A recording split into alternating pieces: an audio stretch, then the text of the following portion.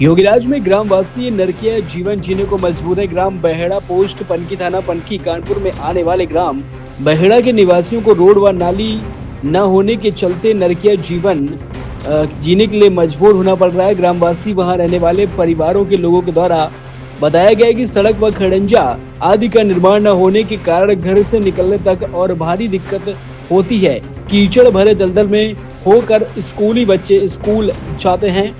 ग्रामवासियों की शिकायत यह भी है कि प्रधान चंद्रशेखर यादव सुनवाई नहीं करते हैं। इतनी दिक्कतें होने के बावजूद जैसे तैसे लोगों ने ग्राम प्रधान का घेराव किया तो प्रधान ने खड़ंजा निर्माण का कार्य शुरू कराया, लेकिन गांव के ही कुछ लोग जिनको कि इस कीचड़ से परेशानी नहीं है क्योंकि उनके गेट दूसरी तरफ पक्की सड़क की तरफ खोलते हैं, उन लोगों ने रोड निर्माण में रुकावटें शुरू कर दी और प्रधान ने बीच में ही जो है काम को रुकवा दिया है। ट्रैक्टर में लाद कर लाई गई ईंटें और निर्माण में प्रयुक्त होने वाली सामग्री प्रधान जी वापस बेरंग लौट गए। साथ में बिछी हुई ईंटें भी उठवा ली गई हैं, जिस कारण से खड़ंजे का निर्माण नहीं हो पाया है। ग्रामवासी नरकीय जीवन जीने को मजबूर हैं। बताते चलें कि ग्रामवासी महिला और पुरुषों का कहना है कि शासन इस मामले का संज्ञान ले, इसका निस्तारण जल्द से जल्द होना चाहिए ताकि बहेड़ा के निवासियों को गांव में नरकीय जीवन से मुक्ति मिल सके।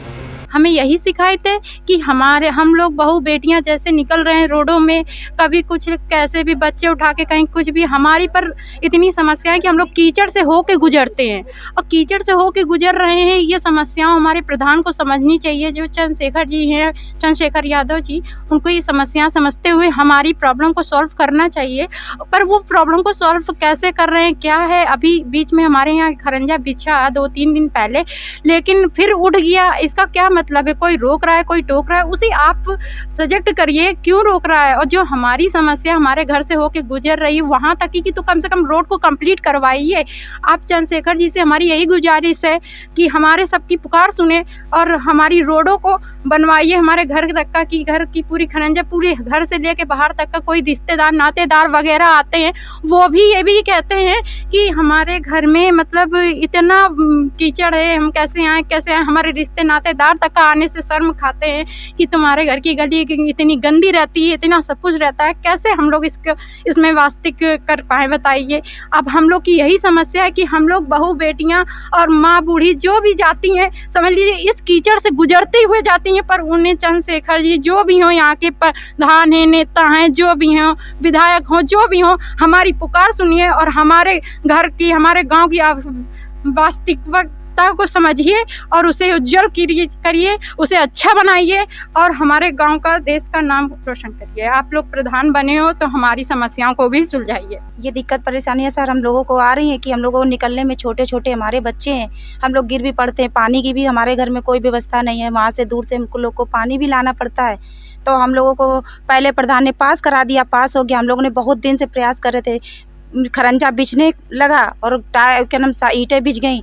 उसके बाद में प्रधान जी ने पता नहीं किसने मना किया, किसने नहीं मना किया, और ये सारी ईंटें उठने लगी। हम लोगों ने मना भी किया तो हम लोगों के ऊपर 112 नंबर भी डायल की गई। ये परेशानी हम लोग। और प्रधान का क्या नाम है? चंद्रशेखर।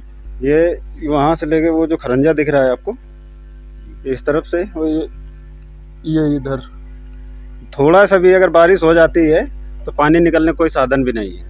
और पिछले 30 साल पहले पड़ा था। ये एक हमारे गांव के हैं अशोक प्रधान, उन्होंने डलवाया था। उसके बाद ये खरंजा 2-3 बार पारित भी हुआ है।